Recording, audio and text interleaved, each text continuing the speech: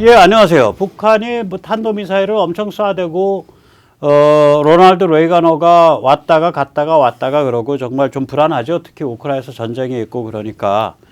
또 여기에 대해서 이제 잭 킨과 같은 미국의 말하자면 이 보수 공화 입장의 그런 원로들도 중국이 북한을 적당히 잘 제어할 겁니다. 뭐 이런 식의 평을 해요. 이제 그걸 또 한국의 기자들이 그 행간을 못 읽고서 지금 북한이 날뛰고 있지만 중국도 곤혹스러워합니다. 이런 식으로 하는데 그건 중국 간첩 같은 소리입니다. 잭킨이 중국 간첩이라는 소리가 아니고요. 왜 그러냐면 그런 사람들은 화법이 있어요. 뭐냐면은 야, 북한 쟤들 니들 꼬북인지 아는데 니들이 좀 잘 너무 그 도발 많이 시키지 마. 그 소리를 그렇게 표현하는 겁니다. 참 천기라는 게 이렇습니다. 행간을 읽어야 천기를 읽습니다. 행기는 천간이다. 또한 이번에 현무 EC 탄도미사일 발사하다가 이상한 증상이 벌어졌죠. 과연 그것이 그냥 이상한 증상인가? 아니면 거기에 깊은 비밀이 숨겨져 있는가? 그것 또한 천기입니다. 오늘 더블 천기를 경기대학교 조성환 교수님 모시고 나눠보도록 하겠습니다. 안녕하세요. 안녕하세요. 오랜만입니다. 2주만에 보니까. 오랜만 아닌데. 우린 뭐 우리 매일 통화하고 뭐. 예. 제가 거의 술을 안 먹는데 조 교수님이랑은 가끔 또 이렇게 술을 먹고 그러죠. 네. 자, 이 현무2C 미사일에 대한 얘기부터 잠깐 할까요? 그렇죠. 뭐. 예. 이거 날아가다가 좀 이상하게 됐잖아. 저도 골프를 쳐봤는데 그 골프장으로 떨어졌습니다. 다행히. 골프장이에요, 그게? 예. 그게 이제 그 사격장을 닫아 걸고 그걸 골프장을 만들었대? 아니 앞에 이제 해변가에서 쏘았는데 그 해변 저 안쪽에 있는 부대 안쪽에 있는 이제 골프장이 조그마한 게 하나 있어요. 부대 부속. 부속이죠. 그게 18년대인가 그랬을 겁니다. 아주 골프장 재밌습니다. 저 그린이 조그만하고 그래가지고. 골프공이었나 보네. 현무2C가 골프공이야, 다른 이름으로. 골프 탄도미사일. 낙탄이라고 그러잖아요. 낙탄. 그러니까 홀인원. 어린은 그러니까 이게 떨어져서 폭발한 게 아니라 그냥 그린에 잘 안착했습니다. 예, 그런데 현무2C의 비밀이 하나 있죠. 이게 그 문재인이 취임하자마자 최종 검증 실험을 했고, 그렇죠. 예. 실제로 양산 배치가 다 문재인 때 일어난 거예요. 그렇죠. 예. 그러면은 이걸 두고서 윤석열을 비판하는 민주당 의원들은 뭐야? 누워서 침 뱉긴가? 그냥 제어 시스템 문제가 있고 왜 보고를 안 했나는 등등등 해서 안보 공백이라고? 안보 공백이라고 그러고 미안합니다. 내가 잘 아는 또 한미 부사령관 출신이 그 이야기를 했는데 야단을 칠 수도 없고 참 그렇습니다. 그게 무슨 안보 공백이야? 미사일은 가끔씩 낙탄 사고가 있긴 있거든. 있죠. 근데 이제 최종 검증을 했잖아요. 우리 누가? 문재인 최종 검증이라기보다 개발 성공이다라는 그 마지막 그러니까 시험 검증을 문재인이가 했고 직접 했고 2017년 6월에 양산 배치가 문재인 때 된 거야. 그럼 이제 그렇죠. 예. 근데 무슨 안보 공백이 윤석열이 무슨 안보 공백이야? 윤석열이가 제어를 잘못해서 그렇다는 이야기죠. 윤석열이가 미사일병인가? 모르겠어요. 윤 병장 와보시게. 걔가 미사일병인가? 윤대위 와보시게. 걔가 미사일 부대 지금 그 단춘으로는 장교인가? 그 소리야 지금? 뭐야? 하여튼 우리는 시도 때도 없이 그런 그 현상에 대해서 그냥 나오는 대로 대로 씹으리는 거예요? 앞뒤 문맥도 안 하고 지금 저런 문제가 생기면은 어떤 문맥이 있었던 건 간에 다 체크를 다시 해봐야 되는 거죠. 이게 이제 문재인 탄도미사일입니다. 한번 직접 보시죠. 제 얘기 아닙니다. 있는 국방과학연구소 ADD 종합 시험장을 방문해서 탄도미사일 현무의 2017년 6월입니다. 저 때가. 발사된 현무 미사일은 예정된 거리를 날아간 뒤에 이호도 북쪽 ADD에 갔죠? 취임하고 국방연구소 취임하고 한 달 반쯤 됐어. 그때가 이제 최종 실험입니다. 그렇죠. 그래서 저 발사를 직접 참관을 하고 또 덕담도 하십니다. 우리 문 대통령 각하께서. 자, 그런데 저는 사실 문재인 정부에 대해서 의심이 많거든. 그 무슨 이상한 사람을 갖다가 그 저기 국정원에다 박아놓고 천지사방에 이상한 사람들 잔뜩 박아놨잖아, 문재인이. 그렇죠. 그래서 뭐 여러 가지 이제 그야말로 지금 뭐 다 한번 이 체크를 해봐야 되고 이게 상당한 디지털 요소들이 들어가 있는 부분이니까. 네, 그래서 윤석열 정부한테 권합니다. 이거는 철저하게 원인을 밝혀야 된다고 봅니다. 이게 그냥 뭐 적당한 기계적 결함이다가 아니라 거의 전수검사하듯이 까야 예, 예. 되는데 제가 걱정하는 거는 지금 우리 그 조 박사님이 잠깐 말씀하신 대로 여기에 들어있는 프로그램이나 통제 시스템을 그렇죠. 걱정을 합니다. 예, 예.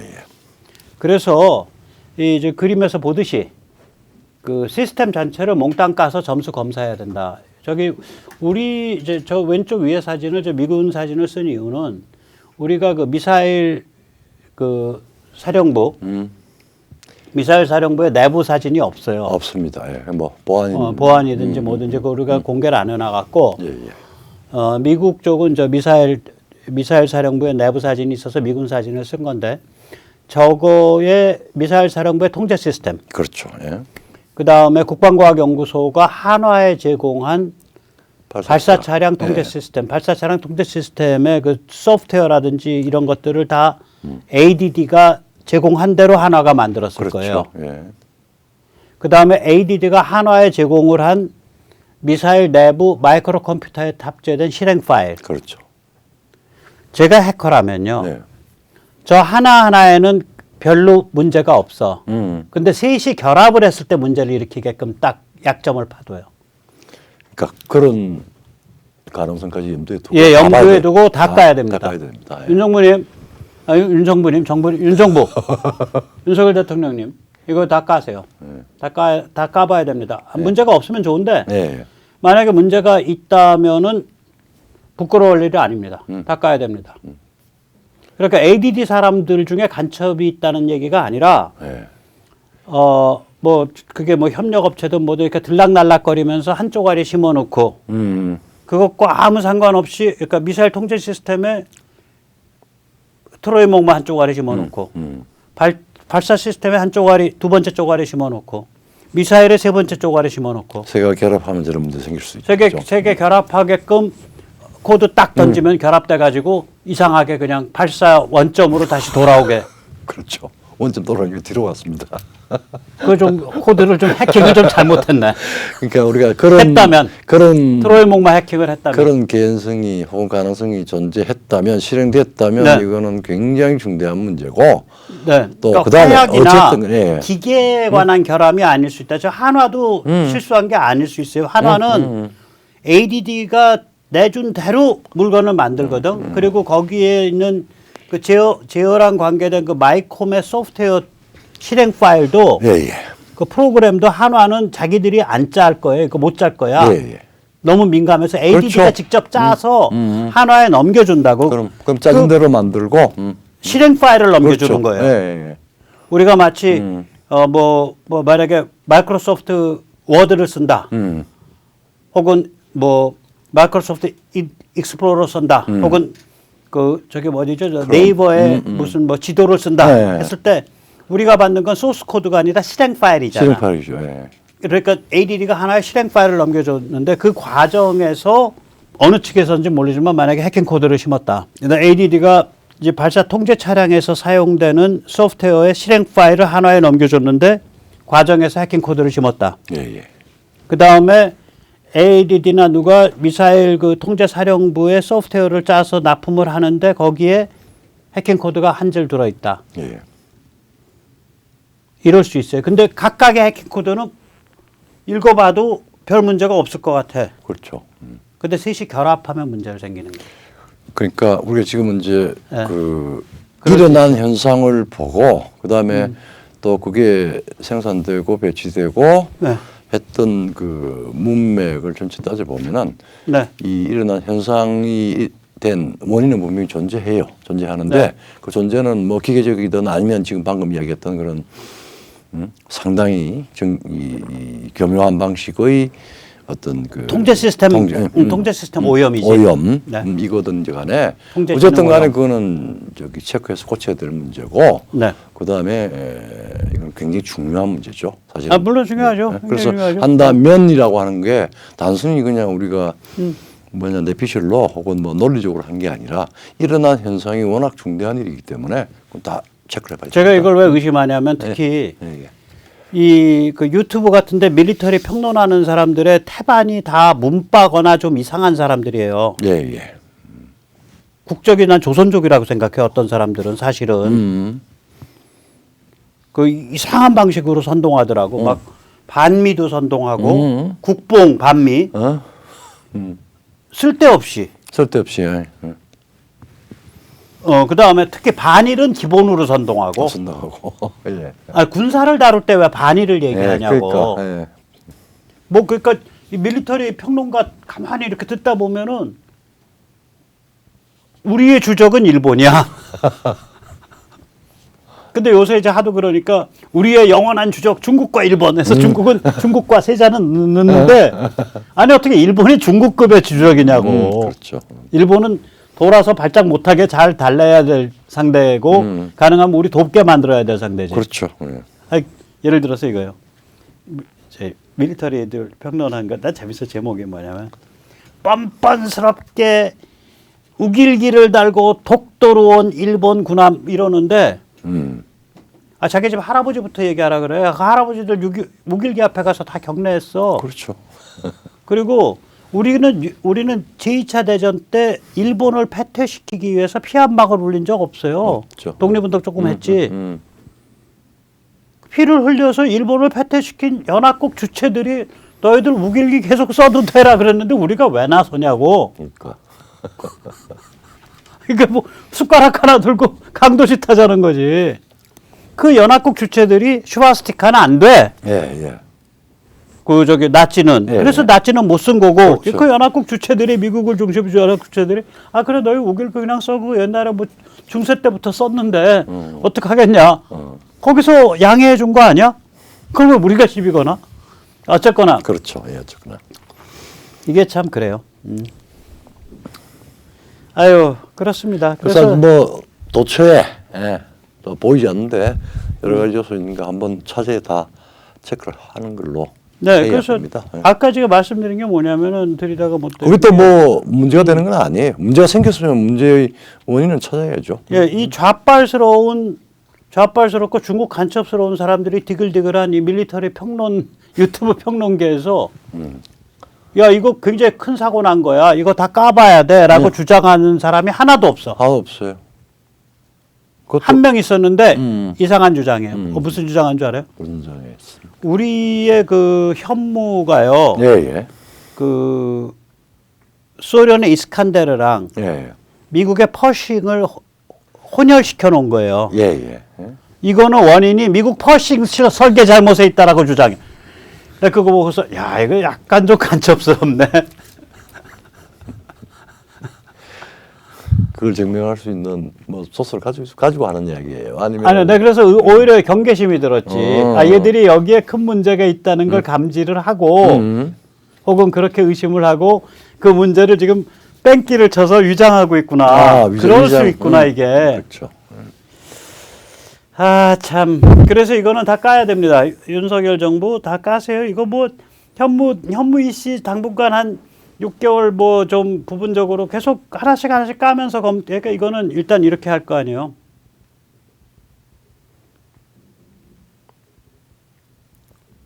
소프트웨어 다 한 줄 한 줄 다 들여다봐야 되거든. 그렇죠. 예. 그 발사 차량과 미사일 사령부 사이에 오가는 소프트웨어를 양쪽을 다 들여봐야 되고 발사 차량과 저 현무 그 미사일의 그 마이크로 컴퓨터 사이에서 오가는 데이터를 한 줄 한 줄 다 들여다봐야 돼요. 그러니까 그게 전수에 만약에 그런 작용이 있었다면은 그런 행위가 있었다 그러면 그걸 전부를 다는 안 했을 거 중간중간에 했을 것 같은데 그렇게 되면은 아니 전부 다 한 거예요. 뭐 전부 다 할 수도 있고. 네, 전부 다 하면은 이건 소프트웨어 고치면 돼. 고치면 되고. 네.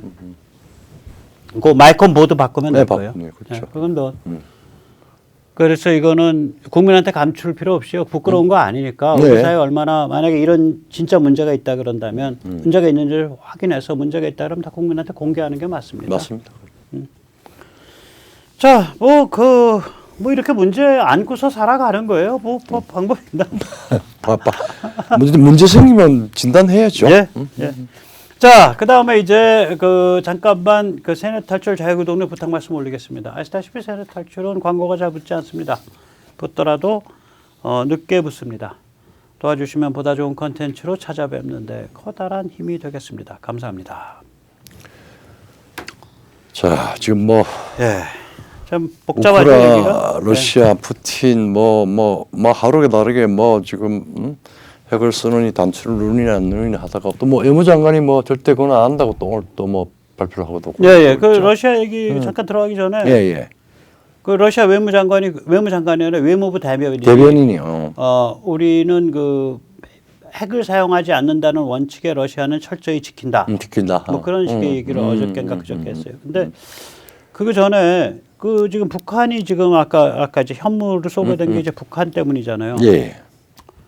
저 북한이 중국의 핵 대리점으로 저는 생각을 하거든. 뭐 오늘 아침까지도 쏘았는데 음. 참 재밌는 이 청기 누설인지 아니면 그냥 정확히 상황을 우리가 유추를 해서 비유를 메타포를 해서 핵대리점으로 했는데 사실은 내용을 뜯어보면은 한 입체적으로 연관된 핵대리점 역할을 하고 있다라고 하는 걸 핵대리점. 네, 핵대리점. 예. 뭐냐면은 그건 몇 가지가 있을 것 같아요. 첫 번째가 북한이 계속 핵을 가진 국가로서 체제 유지를 해야 되죠.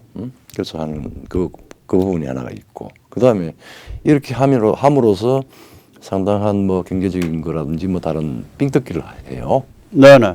그 다음에 요 두 가지는 뭐 되게 많이 이해를 하는데 지금 우리 이제 이 정부 변동기고 이러는데 우리 내부에도 착한 간첩들을 야, 북이랑 핵 전쟁할 수 없지 않냐. 선제 타격한다고 그러니까 핵전쟁 하자는 거냐 뭐 이러면서 이제 그렇게 하면 안 되니까 전쟁 노름 하지 마라 이러면서 한쪽으로 이쪽에서 저렇게 막 하게 하면은 말하자면은 억제를 하고 제압을 해야 된다라고 논리가 아니고 야 좀 달래야지 뭐 이런 식으로만 나오는 착한 간접놀이. 그것도 그걸 의식을 하는 그 세 가지가 한꺼번에 작용하고 있는 것 같아요. 그러니까 이제 기본적으로 이제 미국의 평론가들 특히 미국의 공화 보수 쪽 평론가들이 중국이 북한을 제어할 거다, 뭐 제어해야 한다 이런 얘기를 할 때의 그 어감이라는 건 겉으로 마치 북한이 하나의 주권 국가로서 핵 사고를 치고 있는데 중국이 제어할 수 있다라는 그런 어감이 아니고 실제로 그 행간을 가만히 보면 이 핵 자체가 중국의 작품이니까 너희들이 알아서 좀 안 번지도록 해. 안 그럼 너희 낭패 본다. 이 소리로 저는 읽혀요. 그렇죠. 그런데 이제 국내의 언론들이나 학자들은 마치 북한이 하나의 주권 국가인 것처럼, 예를 6.25도 북한이 주권 국가로서 남침의 주역인 것처럼 얘기하잖아. 그렇죠. 국내 학자들이. 오른쪽 학자들도 그러잖아요. 그렇죠. 저는 북한은 괴뢰고 6.25 때 남침의 주역은 스탈린이다로 보는 거가 맞다고 생각하거든요. 그렇죠. 똑같이 핵은 북한은 괴뢰 꼭두각시 대리점이고 북핵의 진짜 오나는 중국, 그중에서도 인민해방군, 그중에서도 북부전구다라고 저는 보고 있는 거예요.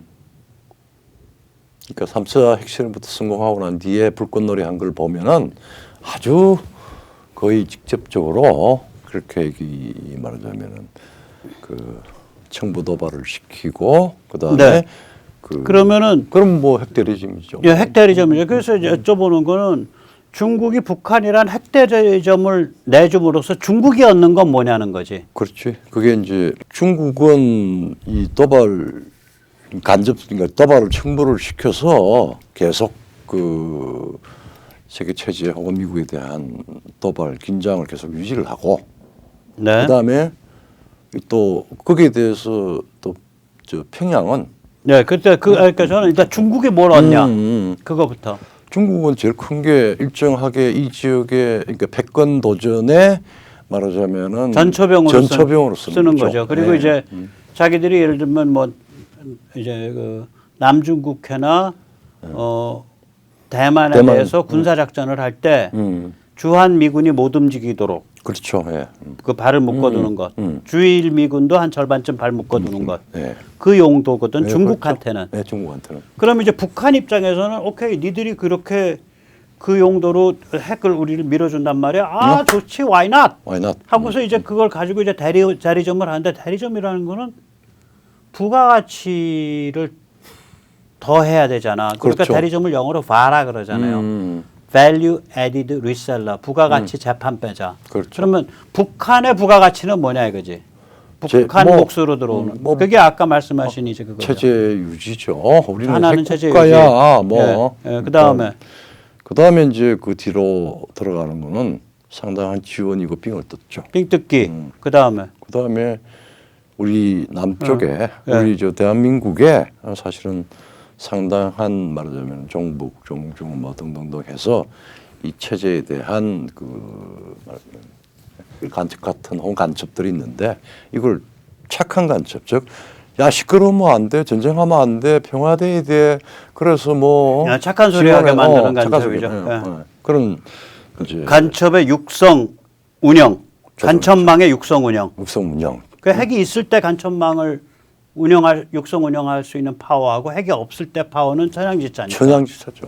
그 셋이 북한의 부가가치예요. 그렇죠. 김정은이 가지고 대리점에 연명하고 있는 게 저런 겁니다. 지금. 예, 대리점 부가가치죠, 그게. 그러니까 이제 중국과 북한이 그런 면에서 이제 배가 맞는 거지. 그렇죠. 그러니까 북한에서 무슨 탄도미사일을 쐈다 핵실험을 했다 그러면 이건 하나하나는 다 중국에서 오다 때렸다고 봐야겠죠. 조용하잖아요. 조용하잖아요. 중국에서 오다 때렸다고 봐야죠.